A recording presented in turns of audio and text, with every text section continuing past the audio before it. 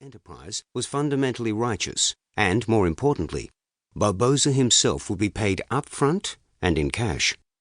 He threw the parachute in for free because he'd apparently won it in a card game and had no use for it.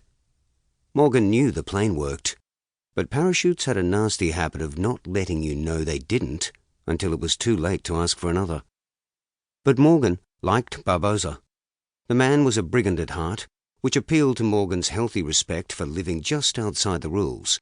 He put that down to his own piratical heritage, which, according to family law, made him a direct descendant of Sir Henry Morgan, the infamous Welsh buccaneer.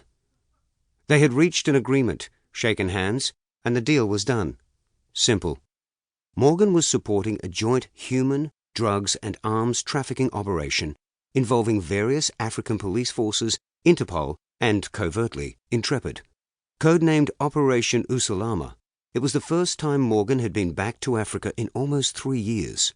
He'd been deployed to the fledgling Republic of Malfajiri, West Africa, on his inaugural mission as an Intrepid agent, tracking down gunrunners and evacuating expats, including children, from the middle of a civil war. That time he'd almost lost his life. Worse still, the brutal torture and murder of his close friend, MI6 agent Sean Collins, whose body had been dismembered, burned, and thrown like garbage into the grounds of the British Embassy in the Malfajiri capital, Cullen Town, had been the catalyst for it all. This time, Morgan's target was another fugitive from international justice wanted by Interpol for drugs and arms trafficking, and more recently for extending his interests to include trafficking in human beings. Fusani Chomba had eluded the authorities for years, but under the umbrella of Operation Usalama, the cooperative efforts of the Eastern and Southern African Police Chiefs Regional Cooperation Organizations, EAPCCO, and SARPCCO, finally uncovered his location. Chomba had found a safe haven in Malawi, near a small village called Quilimbe, 18 miles northeast of Mangochi, and only 16 miles from the Mozambique border. The intelligence on his refuge indicated that it was deliberately located within a populated area and heavily guarded. Storming it without the high possibility of unnecessary civilian casualties was beyond the immediate skills or resources of local police. With some subtle guidance from Interpol, the involvement of the Malawi military was not deemed necessary. Instead, the task of apprehending him found its way onto General Davenport's desk, and now, for the 4th or 5th time in his life, Alex Morgan was in Africa.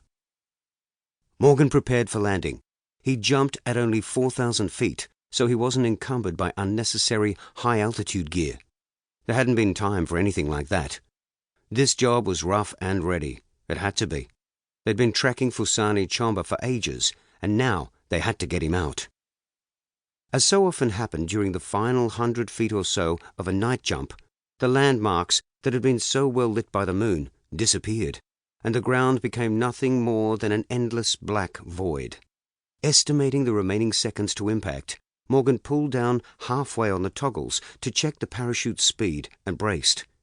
If he pulled down too hard and misjudged his rate of descent, he could stall the canopy, which could bring him down like a ton of bricks, or even backward.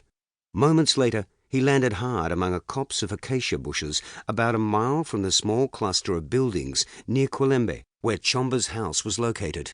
Jumping in at a safe distance from the target reduced the chances of being detected and allowed him to stash the parachute, prepare his gear, and approach the location covertly. Morgan felt the landing more than usual and cringed as his knees protested against the collision. He stumbled, his legs tangled in a low huddle of acacia, and fell flat on his back. After sitting for a moment to take stock, he stumbled to his feet, hid the gear around the base of the acacias, and painfully extracted half a dozen 2-inch thorns from his shins and calf muscles. Morgan was travelling light, dressed in Helicon SFU combat gear and armed with only a Sig Sauer P226 and an M4A1 fitted with a suppressor. It took him half an hour to cover the mile to Chomba's location.